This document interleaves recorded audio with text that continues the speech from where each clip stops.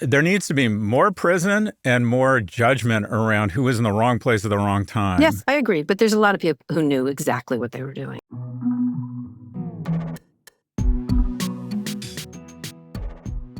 Hi, everyone. This is Pivot from New York Magazine and the Vox Media Podcast Network. I'm Kara Swisher.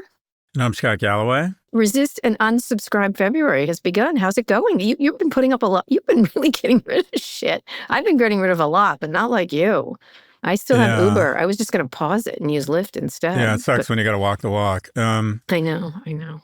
So, I mean, I'm inside. You'd be a better judge of how it's going than me. I've gotten hundreds, and I'm about to cross 1,000 emails of people with screenshots of them unsubscribing. Obviously, you need hundreds of thousands, maybe millions. I'm going on CNN, MSNBC, PBS. I'm doing the rounds there. I've heard from it's taken off. I have to tell you, I'm hearing it from lots of people.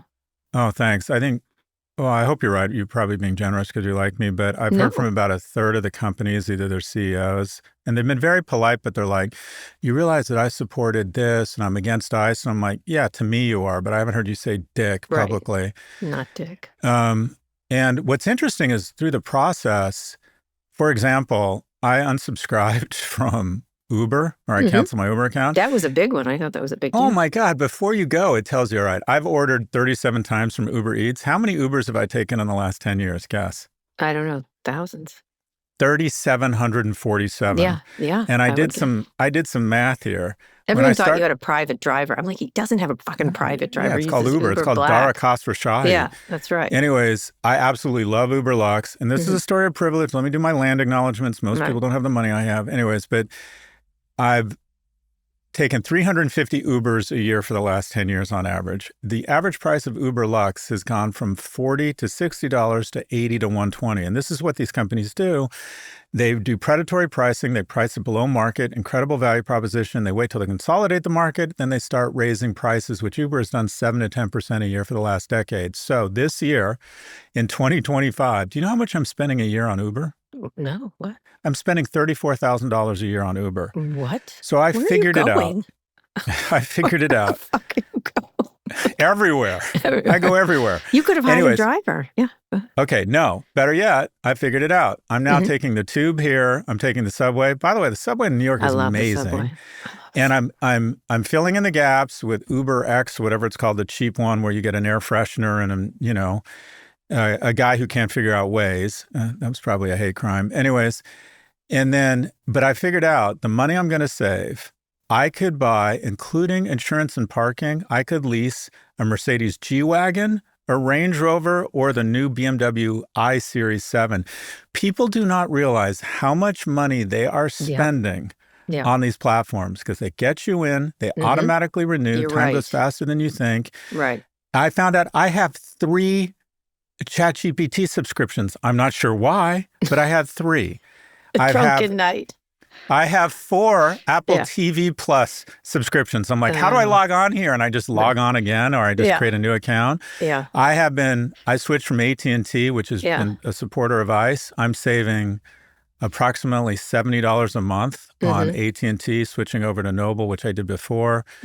Anyways, I'm trying to unsubscribe from something every day and do some analysis around what I've spent and what it's cost. But may I ask a question? Because someone did bring this up. Would you get rid of your stocks in these companies? Oh, that's a tough one. I know. That's what I thought. I thought it was a good question. Okay. This is the bottom line. I think I'm going to have to. Yeah.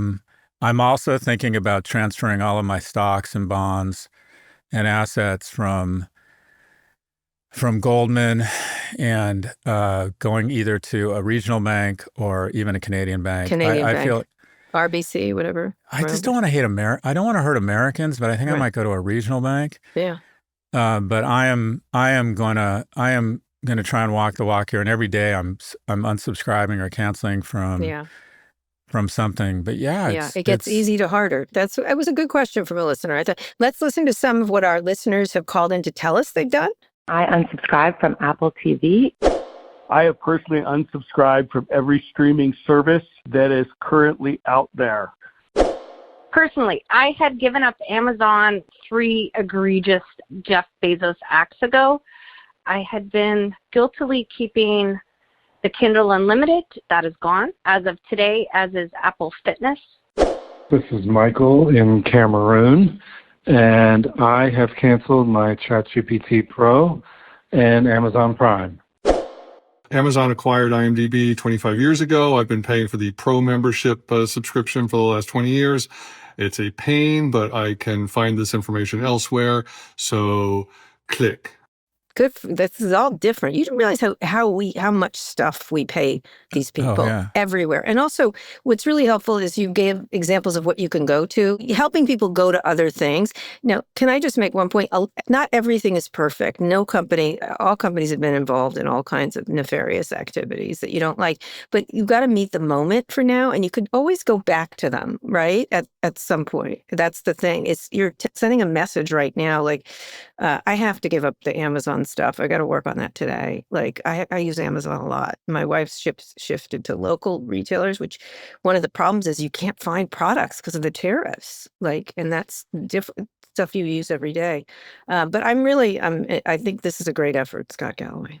Thanks. And a few things. One, I'm not telling people not to go to work or not to buy groceries. I don't think someone who has the blessings I have is in a position to tell people to take risks with their employment or really sacrifice around things like food. What I'm suggesting is this is a signal and a framework for how you inflict the maximum damage with a minimum amount of sacrifice. And that is, if you were to say stop shopping at Kroger's and reduce your grocery spend, I think you have X impact. When you go after big tech, who has the president's and the market's ear in subscription revenue, where these companies are trading at 30, 50, 100 times revenues, you have 40X the impact on the administration with what is, in my view, a fairly minimal sacrifice when you look at how many substitutes there are and when you actually uncover how much money you're spending and what is really required to not participate. It's not as much as you'd think. There's the Tube, there's UberX, there are a ton of streaming media platforms, there are free 30-day Spotify accounts if you cancel and then resubscribe. There's a lot of ways here to have a big impact without a huge charge. You don't have to take your entire Saturday and go to a protest. And I'm not discouraging people from doing that. But if you want to look at maximum impact relative to the investment or the sacrifice, I think this is it. Yep. I like the three egregious Jeff Bezos acts ago. We're in like 10 at this point. Anyway, keep going, and keep putting those things up. People, you can find hundreds of dollars that you can take away from them, and they will know. It does add up. A little tiny drop becomes a great stream and then an ocean. So anyway, we've got a lot to get to today. So let's dig in. The Justice Department released, this was something over the weekend, 3.5 million new pages of Epstein-related files late last week. They're not even the worst ones. There's 3 million more that must be the worst, including 2,000 videos and 180,000 images, a mere 42 days after the federally mandated deadline. By the way, they are not following the law. There are millions more they need to release. They said they weren't going to, but they are going to have to, I think. Deputy Attorney General Todd Blanche said the release brings the DOJ into compliance with the Epstein Files Transparency Act. It doesn't. The lawmakers and survivors are calling the document dump inadequate and filled with redaction errors. At least 5,300 documents mention Donald Trump. A lot of these are unverified tips, but Trump said he's been told the latest release absolves him. It does not.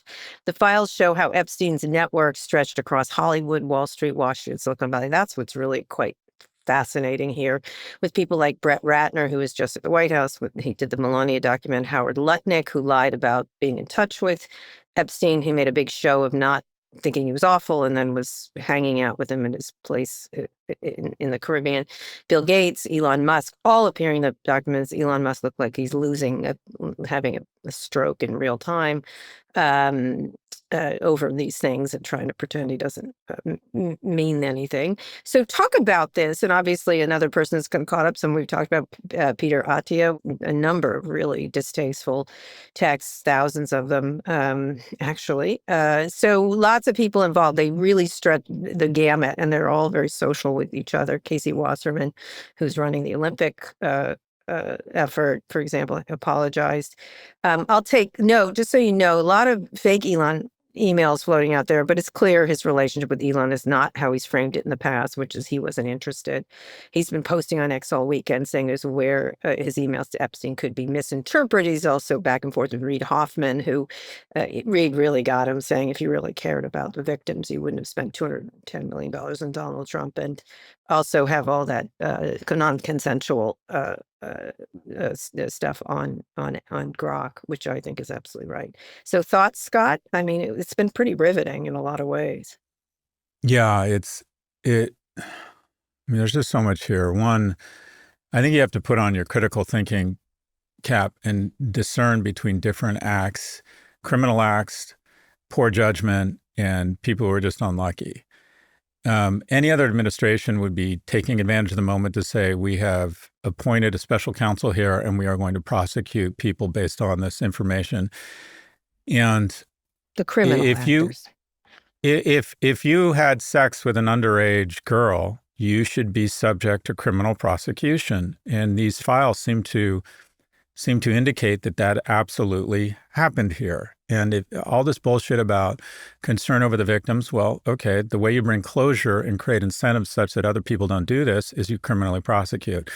There's another group of people that I think is even bigger, and that is the people who have demonstrated really poor judgment by cohorting, collaborating, commiserating with a convicted pedophile. So let me add, Steve Bannon was right up in his group. They were like freaking right, and those people should be shamed. Maybe we should not be comfortable with those people in leadership positions. I'd like to think the bar for, president is that would not clear that bar.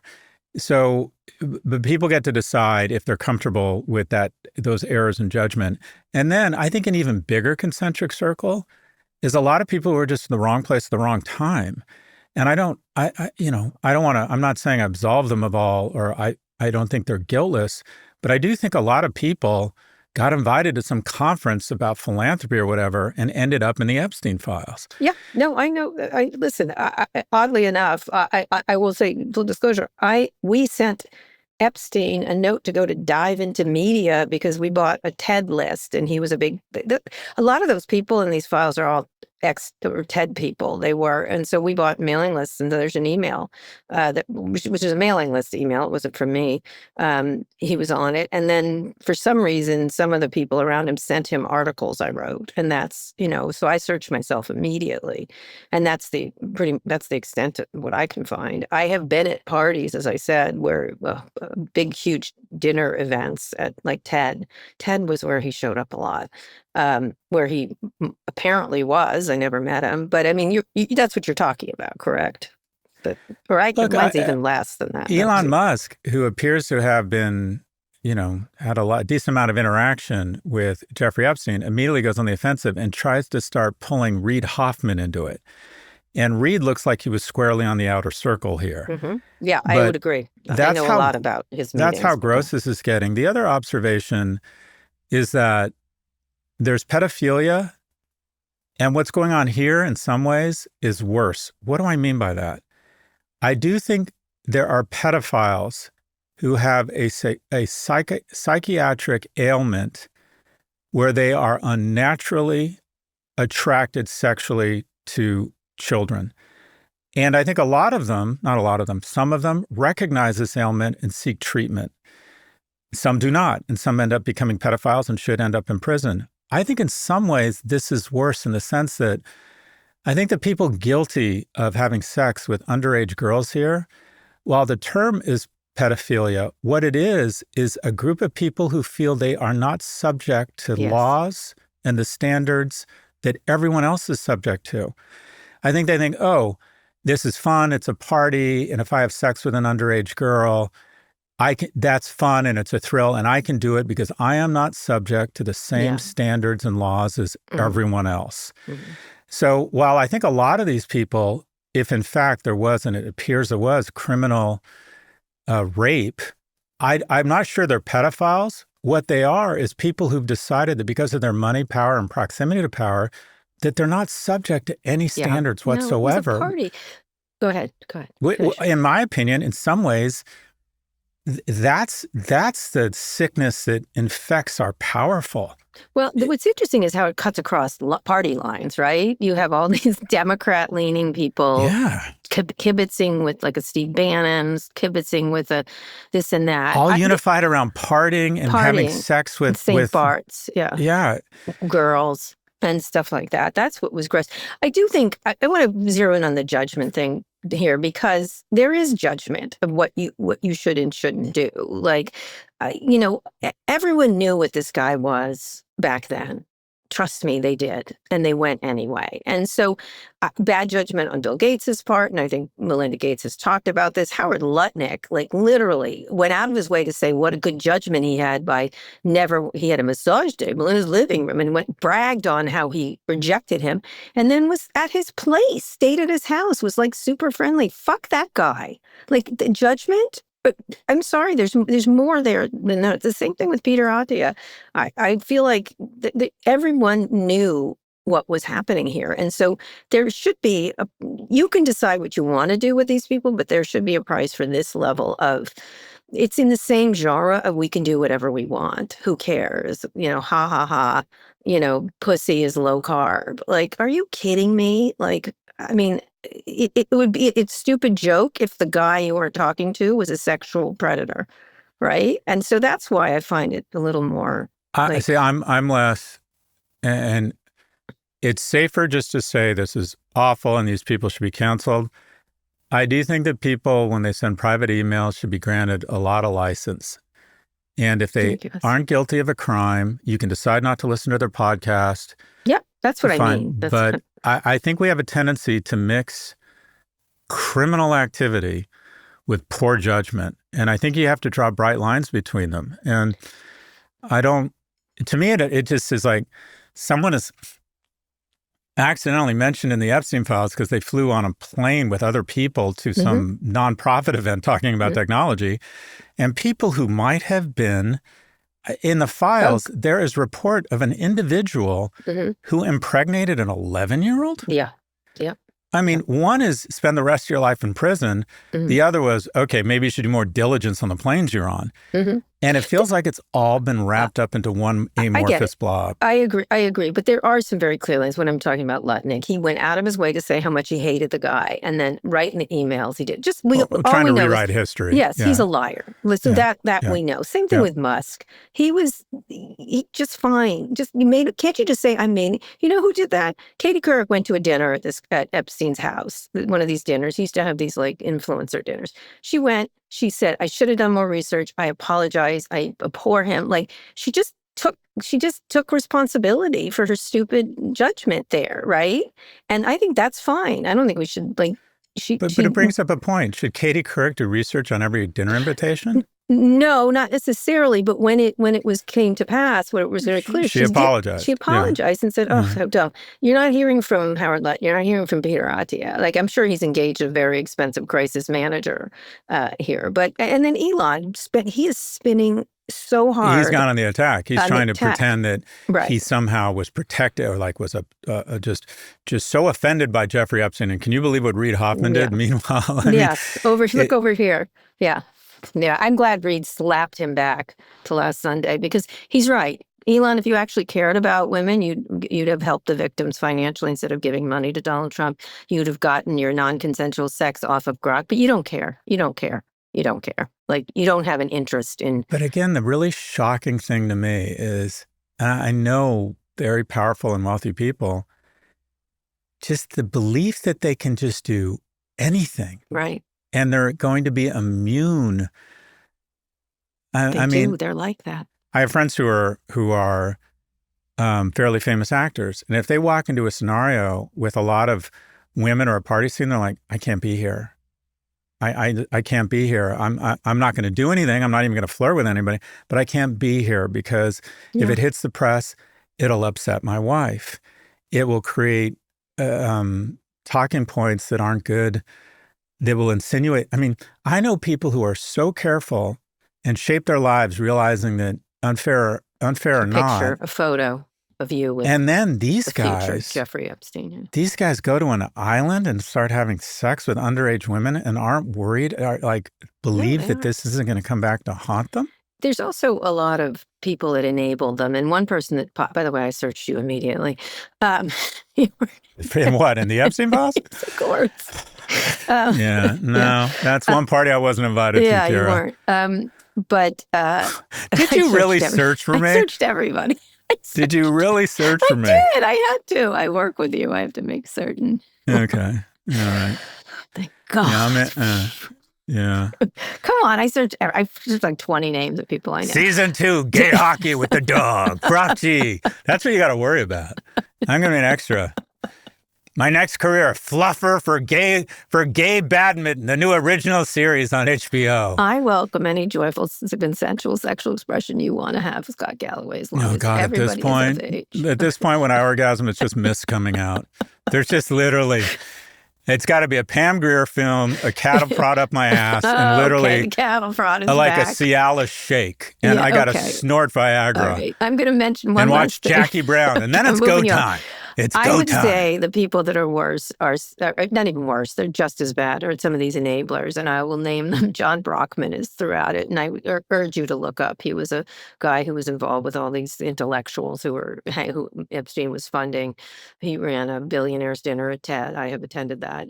He obviously, the facilitators, these kind of people have to be looked at too, the way they sort of facilitated what you're talking about, which is this very easy peasy, let's get together and talk intellectual stuff, which they loved. Let me tell you, the reason you're seeing a lot of tech people in this group, and you are, is because they desperately sought out validation through intellectual discourse. They used to love having these events, whatever they happen to be. And thank God, one thing, I did have our staff for our code conference look him up. He was on the wait list of D5, the one with Gates and Jobs, and we didn't let him in. I remember particularly not letting him in. But he did somehow show up and talk to Tim Cook on the sidelines of one of my conferences, which I wasn't aware of. It was in the files too. But he was my view is you go much harder on the people who are criminals. Yes. And quite frankly, you go much lighter on the people who, you get invited by a billionaire to go party on an island. If you see crime, you leave. But I think a lot of people, for a lot of different reasons, this guy had a big sphere around technology. He really did. He was like an octopus in terms of trying to meet people, and a lot of people facilitated that for him. There needs to be more prison and more judgment around who was in the wrong place at the wrong time. Yes, I agree. But there's a lot of people who knew exactly what they were doing. So I think it's a stack ranking of what people were doing in some cases, and people like Peter Attia and others really deserve some. You can censure him or not, but I think he's grotesque. Anyway, let's go on a quick break. When we come back, Trump's new Fed chair. Support for this show comes from BetterHelp. Sometimes February can make it seem like everyone has the perfect love life, that they've got it all together. But plenty of people out there are just trying to figure out what they want in a relationship and what makes them happy. Whether you're married, dating, single, or focusing on you, BetterHelp says therapy can help you see that more clearly and help take some pressure off yourself.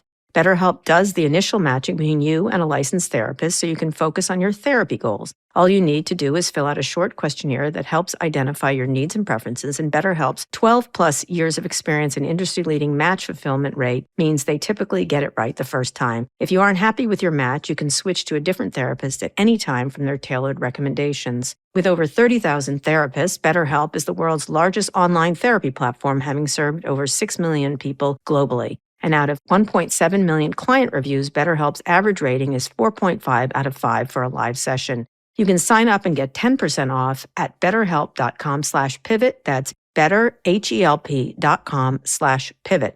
Scott, we're back. President Trump has made his pick for Fed chair. I predicted it would be the most handsome of the white guys, and I was right. The best hair. Trump nominated former Governor Kevin Warsh on Friday, calling him central casting, and says he'll go down as one of the great Fed chairmen, maybe the best. Of course, he did say that about Jerome Powell. Although when he picked him, Trump also joked during a speech this weekend that he would sue Warsh if interest rates didn't get lowered. Warsh is set to take the reins from Jerome Powell in May, but he needs to get through the Senate confirmation process first, which might be hard because Republican Senator Tom Tillis, who suddenly found his balls, is already saying he's a no until the DOJ probe into Powell is resolved. Good for him. Tillis is really on fire. He's going to use up all his troublemaking before he leaves. He was sort of shoved to the side by Trump, by threats from Trump. But now he's still in power, so he can do something about it. So talk about this pick. Warsh very briefly popped up in the Epstein files that we were missing on saying. He was on a guest list, St. Bart's, Christmas 2010. Again, what you were talking about. I get it. In that case, that's it. So I don't think that should necessarily be, it shouldn't be a factor unless more stuff is found out. But talk about this pick. What do you think about Warsh? I think to be blunt, I think it's a great pick. Okay. Given the context of who he could have selected. Right, that's true. That's true. Could have been Don Jr. Go. Yeah, I wouldn't be surprised if he picked, Lara Trump. He does to give credit where it's due, I think around these big financial appointments, I think he shows greater judgment around these appointments than he does around others. But essentially, this guy, he's very qualified. He's been described as a hawk. The fear around this appointment was that it was someone who would be subject to the political pressures of the presidency, would immediately start cutting interest rates and begin an upward spiral of inflation. And that fear was sending metals to record highs. Silver and gold have exploded. And the best indication that the market likes this pick is that when the pick was announced, metals crashed or they pulled back. This guy's known as a hawk. He served as liaison between Bernanke and the Wall Street community during the 2008 crisis, which most people think was handled really well. I like the fact he has a reputation as a hawk. I love the fact that these appointments, I believe, explain what a hawk is. Well, someone who's more worried about inflation than lower growth. Someone who will keep interest rates high longer than maybe they should. They err on the side of lower growth, but less risk of inflation. And everyone is really worried that Trump is putting pressure and would rather err on the side of inflation. Do you think he can resist the pressure? He saw what happened to Powell. That's what's great about these appointments is that they're 14-year tenures. I get that, but he could undergo what Powell's been undergone, fake criminal probes, etc. As far as I know, Powell's serving out his term and hasn't bent an inch. Right. And that's why it speaks to the importance and the independence of the Fed. But well, you wonder what this guy said to Trump, right? And why did he say he's going to sue him? That's all weird. I find it weird. There's something about the power, and we've seen this on the Supreme Court. A lot of people show up with a history or say one thing to the Senate, and then they get on the Supreme Court and they take advantage of their lifetime appointment and they behave differently. Yeah. So not in a good way. Well, actually, some of the older appointees became, and from our viewpoint, much more progressive. Well, look at Earl Warren. Remember? They really did over time.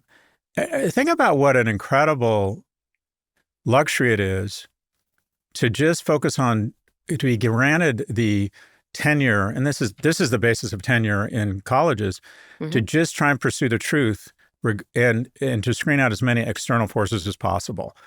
That is a luxury, and it's reserved for what people think is the most important positions in the world, including what may be the most important position in the world, and that is the chairman of the Federal Reserve. So I was actually quite relieved when I saw this. I have a bias. I like Morgan Stanley. Anyone who ran M&A at Morgan Stanley has a pretty serious... Well, he's a serious candidate, right? He's a serious guy. That Hassett had been genuflecting. He had knee pads on at one point, although he was considered a very prominent... I was worried it was going to be the My Pillow guy. I just wouldn't put anything past this president right now. This is, I think, a good pick. The markets like it. He's an adult. He has a command of the markets. He has a really good relationship with Wall Street. And I just hope that he shows... I suspect they'll drop the Powell probe to get him through. Well, here's the thing. Powell's going to still be on the board of governors. Yeah, well, that's what they're trying to do. I don't care who the chairman is. Yeah. I don't care who the chairman is. The biggest voice in the room is still going to be Powell's. Yep. We'll see. Anyway, good hair, Kevin. I knew the handsome man would win.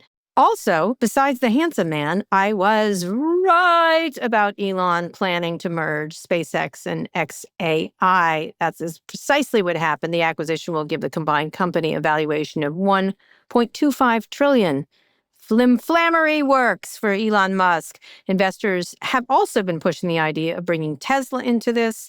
Obviously, he had already merged Twitter, or X, the service into XAI sort of to hide it away in there, all their losses. So now it's Twitter, SpaceX, and XAI, and you can just imagine Tesla being next. In the scenario, XAI shares would be swapped for SpaceX shares. Just for people that don't know, SpaceX is weighing a June IPO listing, could seek to raise as much as $50 billion, making it the biggest IPO of all time. And again, if that sounds a little familiar, guess what? Kara Swisher predicted it last April, because I know how this guy thinks. I've been doing research. You blew my mind with the notion of a combined Tesla, XAI, and SpaceX. And I'm just like, that has totally blown my mind about. Good. As long as you attribute it to me. Just attribute it. I do, but the idea of him merging all of those companies, like I can't wrap my head around what that would mean. He's got to. It's the only move. So let's talk about that. The reason I thought about that was because he's an eternal flim-flam man and he needed a new narrative, and this works out for hiding. When he did the first Twitter XAI merger, he just got rid of the problem of everyone talking about what a shitty business it was. Tesla's obviously troubled. XAI is being upheld by the valuations of AI companies, and SpaceX is a real winner. So what do you, and you could make an argument that they all fit together, right? Sure, why not? Like data, things, moving, blah. And he'll do it. So what do you think? After the disaster of Chernobyl, where radiation leaked for, I guess, hundreds of thousands of square miles, there's a lot of farmland and a lot of livestock. And what they found was, okay, a lot of the beef and lamb and chicken had traces of radiation from the radiation leak at Chernobyl. And the Russian officials decided, okay, we're not going to throw away this meat. We're just going to parse it out and send small amounts mixed in with non-radiated meat to different grocery stores, because a little bit of radiation, as long as we mix it with non-radioactive meat, is okay. Mm-hmm. This is Musk basically taking his radioactive meat, and that is Tesla, which isn't 10x the value of what it should be trading at. XAI, which is sort of working, isn't. And then wrapping it in the non-radioactive meat, which is SpaceX, which in my opinion is one of the most impressive companies with the greatest differentiation in history right now. 90% of launch capability, 2/3 of low Earth satellites. And he's basically going to take all of it and say, okay, autonomous, AI, space launch capability. Yeah, moving. And take it all into one giant Musk AI innovation robots. space. Don't leave out robots. That will get robots that will say, you have to own this company. Because when you look at the... Boop, boop, boop, boop, beep. That's right. When you look at Tesla, it's like, okay, it's an automobile company that should be trading at $30 a share, not 400 or whatever it's at. When you look at XAI, all right, it's a distant seventh LLM. When you look at robots, those make no fucking sense. But if you wrap all of that AI autonomous stew... and Twitter... a platform that's probably worth $10 billion, not what he paid. Wrap it all into a communications, satellite, space launch, AI, automated driving, and it's the kind of stock that everyone has to own. So this is an attempt to create, individual ingredients, some of which are amazing and some of which have real problems, and put it all into one stew. I think it's a smart move, quite frankly. Turducken. That's what I thought. I think like a fucked up flim-flam man. That's how I think. Right? I was like, what? I sit there and I go, what will he do? Oh, that's how I thought of it. That's exactly. Let's go brainstorm about it on an island. I got this guy's really smart. I was not on the island. I did not. And he puts together these amazing parties with like thought leaders. And by the way, I am so shocked I am not on that list, because the only reason I get invited to Davos, I get invited to a place like that, we're called, I refer to us, I saw Jonathan Haidt and I saw Adam Grant at Davos. I'm like, you realize what we are? And they're like, what? I'm like, we're intellectual support animals. We're here to make people feel dancing fucking dogs. Yeah, we're fucking poodles. We're Fifi the dance. We're like, dance for your dinner. We have CEO BlackRock and Chairman of Finland. Now tell us something about young men. Can I tell you? So many powerful people texted me. It's like, Scott's so amusing.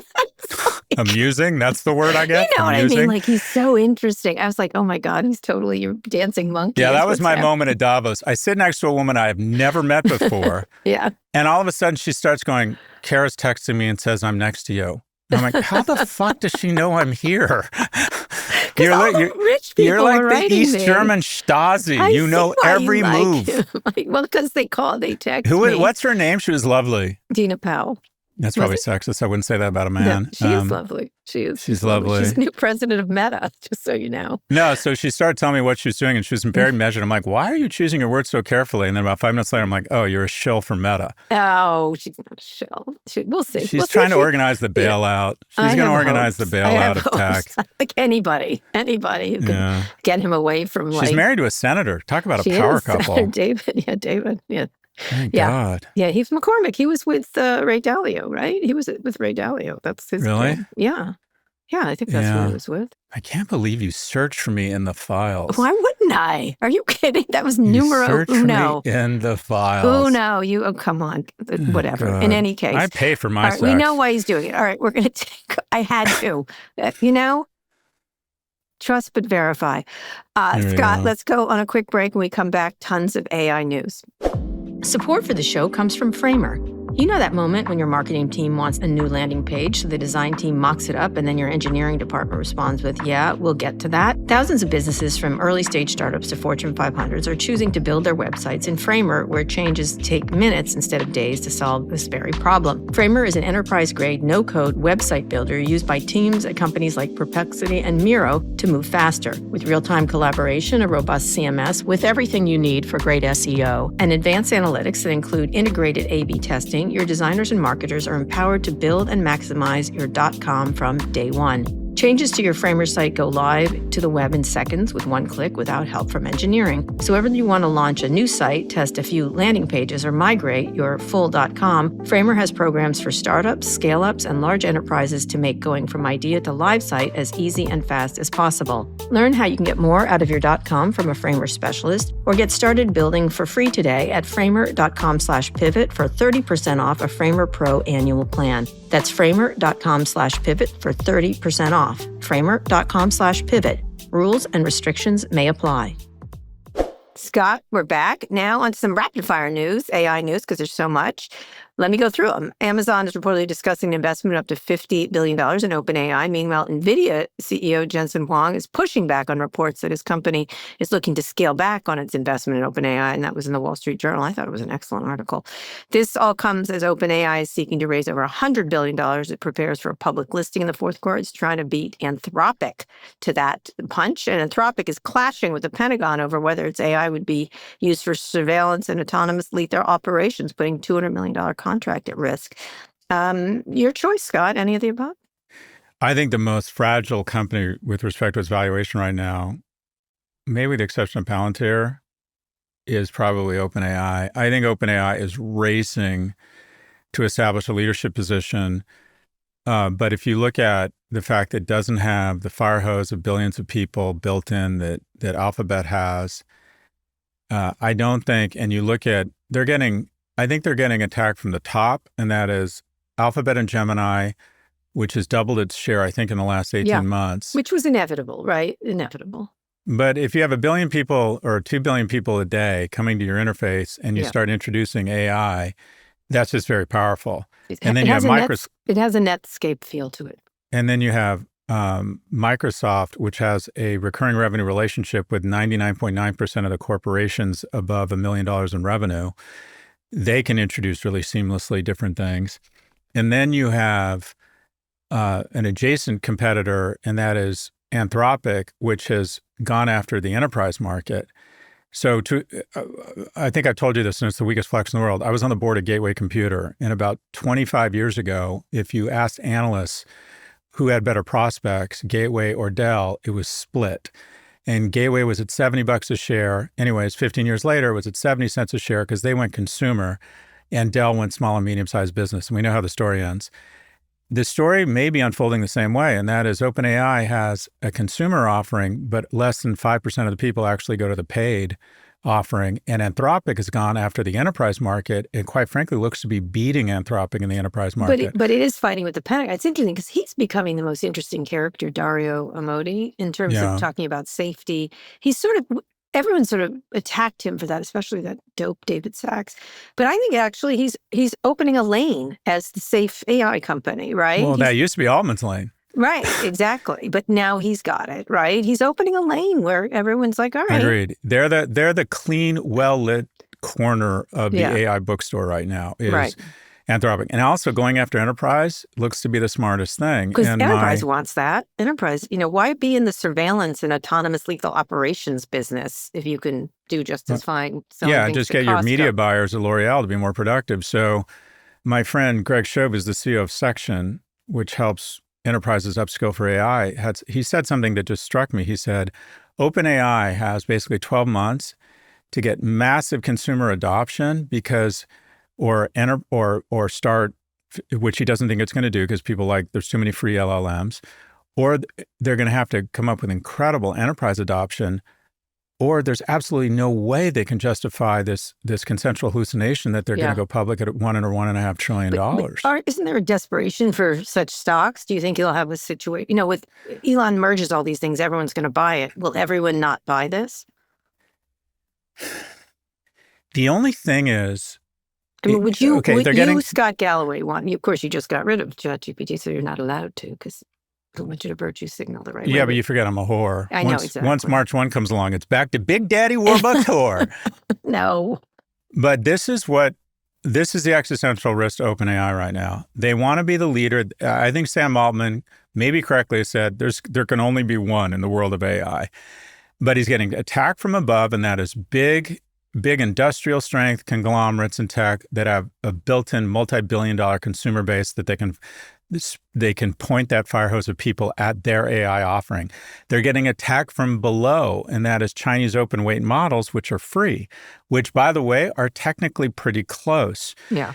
So the fear is the following, or the bull case is that this company is an incredible product. It's growing like crazy. It's doing all these big visionary deals. It is an amazing product. I was using it every day. And everybody feels like they've got to go in on the market leader in AI, which Altman has done a good job of associating brand leadership with OpenAI and ChatGPT. The risk is that before they go public, in the disclosure documents that the SEC mandates, it's going to be clear that everybody else is starting to eat their lunch. Yep. Right? That Gemini continues to gain market share, that there's an entire market of people that go for the open weight free models. Right. And people say, okay, this is a great little company, but it should be acquired by somebody not worth $1.5 trillion as a standalone company. From your perspective? No one at this point. It's too expensive. Yeah. Right. But unfortunately, I was just thinking that the other day. Unfortunately, it'd have to be written down a lot. And then there'd be all sorts of antitrust arguments. Yeah. But he knows it too. He's doing big deals. He's spending a ton of money. He's trying to get the best talent because there's a general belief here that there's the gold medal. This literally is, when we call this Hunger Games economy, the Hunger Games is the right analogy. And that is whoever wins here gets all sorts of parades and gets to live a wonderful life. And whoever doesn't win is going to die a slow death. And that's the approach he's taking. You're right. I think you're right here. Absolutely. We'll see what happens. They are headed for the IPO, though. Trump and his family, this story, we cannot stress this story of corruption and the Trump family enough. He has now pulled in $4 billion linked to his presidency. Much of that comes from crypto and foreign deals that leverage his presidential status. Last year, an investment firm with ties to the UAE bought nearly half of the Trump family's crypto company, making the two business partners. Eric Trump signed the agreement with the firm for $500 million investment days before Trump's January 2025 inauguration. We did a chip deal with them. He recently said he found out nobody cared about his international business activity while in office. You know what? We do care. You know, this is a guy, as I say, accusation is a confession, who went on and on about Hunter. Hunter Biden didn't have enough imagination as doing corrupt things and didn't have much pull. This is a full-scale corrupt regime that is using their status to feather their nest. It's also bad for national security. All manner of things is hurtful to the United States. He does it all the time, whether he's suing the IRS for $10 billion or closing the Kennedy Center because he ran that into the ground. But this is really, he does. That's all, jazz hands compared to what's happening here. Thoughts? Yeah, the Republicans thought it was an impeachable offense or required a special counsel because President Biden, implicitly or explicitly, used his influence such that his son, Hunter Biden, could get on the board of a Ukrainian energy company and made about $600,000. There is no reason why Hunter Biden should be on the board of any company other than his proximity to the president, even if he leveraged that contact or didn't. And there's no evidence he did. But everyone's hair was on fire. And now we have an individual who is raking in billions. And it's not only him, Witkoff's kids.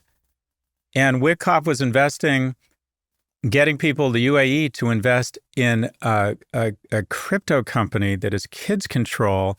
And then what do you know? A few weeks later, the sale of our most sensitive chips that are a security concern for fear that the UAE, who has a strong relationship with China, begins to leak that sensitive information that powers nuclear guidance systems, powers submarines. I mean, the level, I got to give it to them. They're like, here's the problem. In America, if you run a stop sign, you get shamed. If you start killing hundreds of people, there's some sort of weird leadership quality around it. It's like, for God's sakes, don't commit a misdemeanor. Mm-hmm. Commit mass murder and be unashamed about it. And then the next day commit another crime where it all gets lost in the noise. Mm-hmm. Well, that's what he said. Found out nobody cared, especially internationally. But, and then killing all those people through USAID, the millions of people who will die. I mean, the kind of damage and feathering, nest feathering is really quite astonishing. And that leaves out all the pardons he gives to people who knows. I mean, I sat next to one of those guys. Gives him $3 million. I've said this before. If Louis or Alex or Alec or Nolan, our four sons, I'll go with the older ones. If one of them fucked up and ended up in prison, I'm 100% confident that with $1 million to $3 million, we could get him out of prison. Yeah. Find an indirect route into a meeting with one of Trump and his acolytes and say, I'm about to buy $1 to $3 million in Trump coin, or I'm about to give you a $2 million gift for the new East Wing. And I think within 3 to 6 months, they're out. Yeah. That's where we are.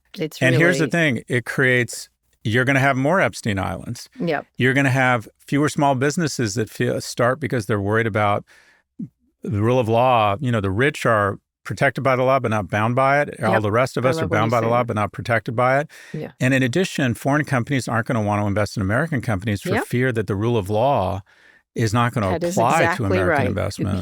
It's all going to be for the Trump's benefit, but not for the United States of America. That's really, you have to understand this, everybody. This is the actual game. Besides everything else, this is the actual game. Anyway, one more quick break. We'll be back for wins and fails. Support for today's show comes from Upwork. One of the biggest growth hacks is realizing you don't have to do it all by yourself. Upwork makes it easy to bring in the right freelancer when you need them so you can stay focused on what you do best. Upwork is a one-stop platform to find, hire, and pay expert freelancers across the web in software development, data and analytics, marketing, business operations, and more. They help grow your business by giving you fast access to specialized talent across 125 plus categories so you can fill skill gaps, launch projects faster, and scale up support or down without committing to a full-time headcount. You can browse profiles, review past work, and get help scoping the role so you can hire with confidence and get started quickly. And with Business Plus, you can access the top 1% of talent on Upwork. And with AI-powered shortlisting, you'll get matched to the right freelancer in under 6 hours. No endless searching required. You can visit Upwork.com right now to post your job for free and connect with top talent ready to help your business grow. That's UPWORK.com, Upwork.com. Okay, Scott, wins and fails. You want me to go first? You go first. Well, I was going to do the Kennedy Center, but I don't really like the Kennedy Center. I never did. But he's going to close it and fix it after he ran it into the ground with his stupid minion, Rick and Rel. Nobody wanted to go there. Whatever. He's failed the business, and so he's closing it down. It's like Trump's steak or something. I don't know if he can close it down. We'll see. But just gross. That's just a gross sidelight of the many things he's done. And we'll see. We'll see what happens there. But actually, I would get more serious. Congresswoman Kelly Morrison of Minnesota posts the following on Blue Sky. My office has been flooded with reports of cruel, unsafe, unlawful conditions inside the Whipple detention facility in Minneapolis. This weekend, I was finally granted access to perform oversight. And when she went in, it's grotesque. I mean, it's absolutely grotesque of how they're not just abusing these populations, and they're about to go do that in Ohio, but they're abusing them once they get in there in order to get them to self-deport. The cruelty, let me just tell you, all you people will be judged someday. Maybe not today, but someday this will all come out. And what you've done here is so heinous to young people. The young kid with that adorable hat did get out finally, but it was only under pressure to get him out, who was taken in Minnesota and brought, I think, to Texas. But he's just one kid, and the only reason he got out is so much of the attention because of that photograph. But there's other kids sitting there, thousands and thousands of children. And what you have done is so shameful and so horrible. And I just hope there's more photographs and more for people to understand the level of depravity in what they're doing to those people who are here, most of whom are here, worked hard, have contributed to our country. It makes me sick to my stomach. For a positive thing, I really enjoyed the Grammys. I did. I watched them last night. I thought they were really did you fun. enjoy it? Yeah, I did. It was fun. Although President Trump is threatening to sue Trevor Noah over his Epstein joke at the Grammys. I thought he was great. Trevor Noah was great. I found it very entertaining. I thought the performances were terrific. I thought Justin Bieber did it great. I mean, he was sort of naked. He looks good. He was wearing silk boxers only, and I thought that was quite beautiful. I thought Lady Gaga was amazing. Reba McEntire performed, and I love Reba McEntire, so I liked it. It felt really good, and it wasn't virtue signally the way the Oscars can be. I found the speeches very heartfelt and simple. They kept it simple. A lot of God loving too, by the way. But I liked it. I really enjoyed it. I thought it was great.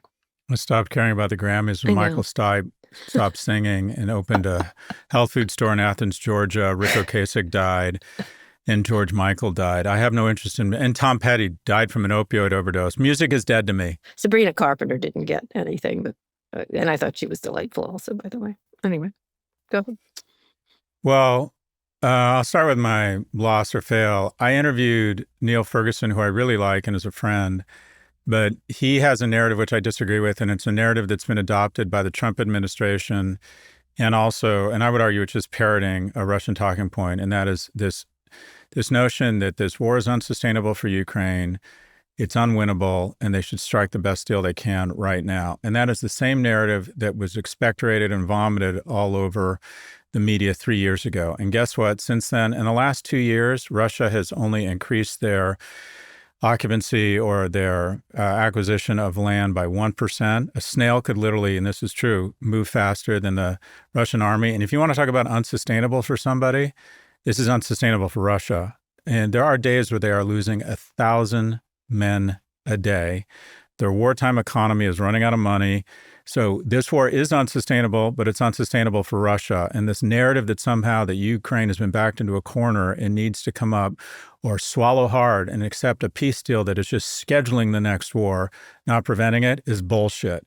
This war is unsustainable, but it's unsustainable for Russia as long as the West continues to support pushback on a murderous autocrat. And it really bothers me, this narrative of, well, Ukraine should just take the deal they can right now because this war is unsustainable. Bullshit. They have been kicking Russia in the nuts, literally and figuratively, and they are, in my view, they are winning this war. And so this narrative from straight out of Sergei Lavrov that it's unsustainable for Ukraine. They can't manage this. Well, guess what, folks?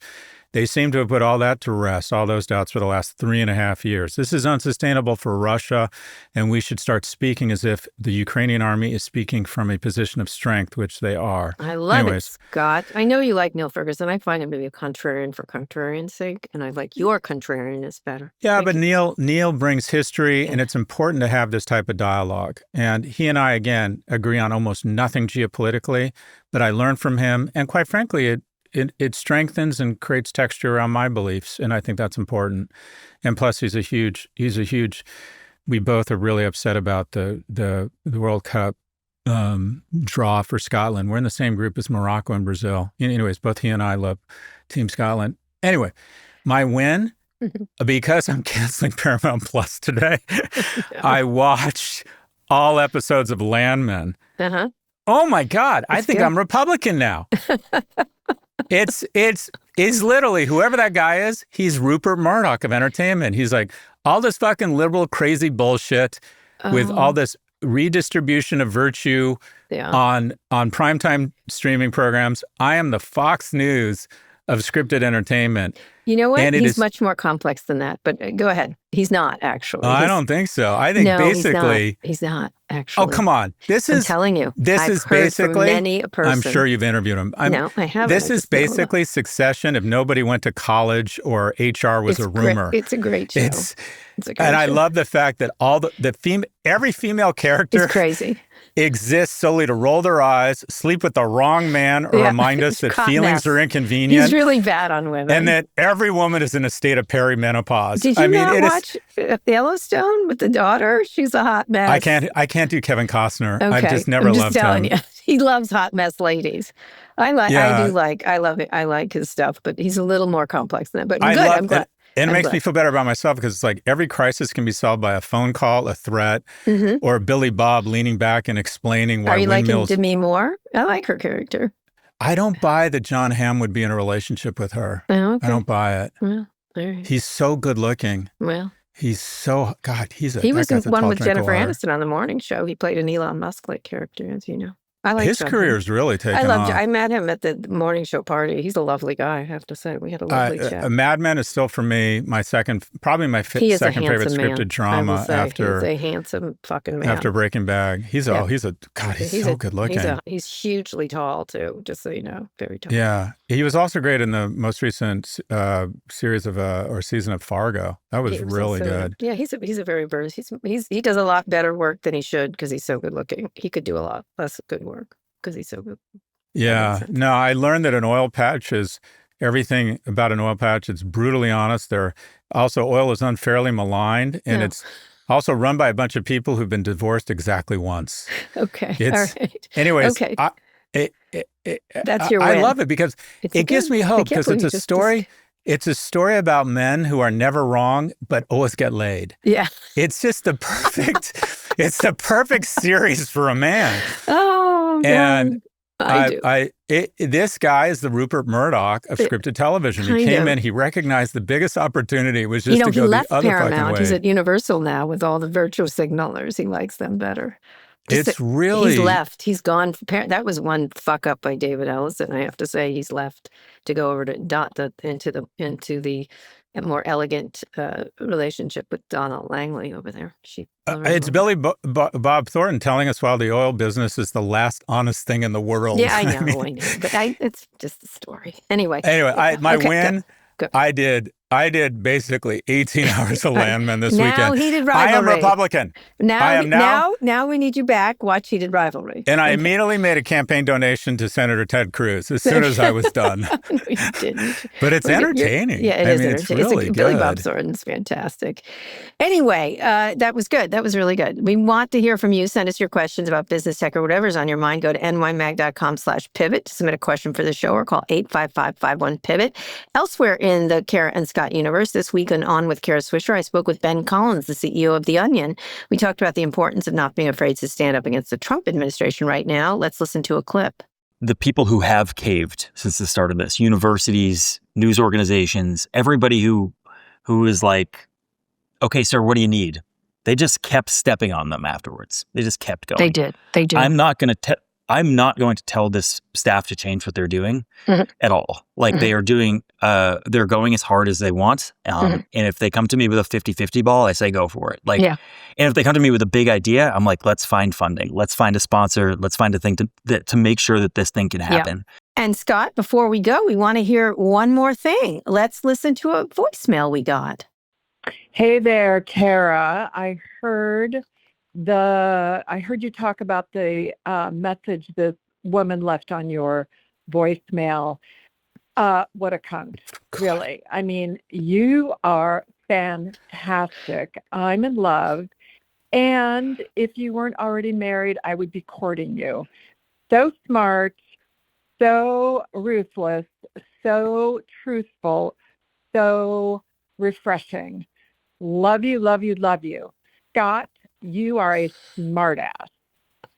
I can listen to some of the stuff you say, and I agree with some of the stuff you say, but honestly, dude, some of it is just like, ugh. Anyway, Kara, love you. Scott, you're lucky you're working with this woman. That's it for me. Yeah, so let me guess who picked that clip. No, I love that. That was so look at how happy you are. Well, because the other woman said I'm a bag of shit or it's whatever. It's like when my ex-wife and I decided to get therapy, and my therapist within 10 seconds is like, "You're selfish and have unreasonable expectations of what marriage is about." And I'm like, "Well, I'm enjoying this. I'm enjoying this." No, that's because Michelle Obama liked you. I just said it was very funny. It was a reaction to that. Anyway, thank you for that call. So what if I want to have sex with other women? My God. Anyway, I love our listeners. Anyway, come on. You some love people that hate one. you and love me, and some people love you and hate me. It's perfect. It's great. Some people love us both. Something for everybody. Yeah, something for everybody. Sweet or savory. Oh, I enjoy our listeners. Anyway, that's the show. Thanks for listening. Look at how happy you are. Look at you. Look, I've never seen you're giddy. In the you're Epstein giddy. files. You're it's a giddy. Good day. You know what? I was so happy. I can't believe you're actually worried about that. Why not? It's I'm not that interesting. So many people are in those fucking files. You had to look. I stay home and I watch Euphoria. That's the most sexual experience I have. That's the show. Thanks for listening to Pivot, and be sure to like and subscribe to our YouTube channel. We'll be back on Friday. Scott, read us out. Today's show was produced by Lara Naaman, Zoë Marcus, and Taylor Griffin. Ernie Intertot engineered this episode. Rich Shibley edited the video. Thanks also to Jabros, Mia Severo, and Dan Shalon. Nishat Kurwa is Vox Media's executive producer of podcasts. Make sure to follow Pivot on your favorite podcast platform. Thanks for listening to Pivot from New York Magazine and Vox Media.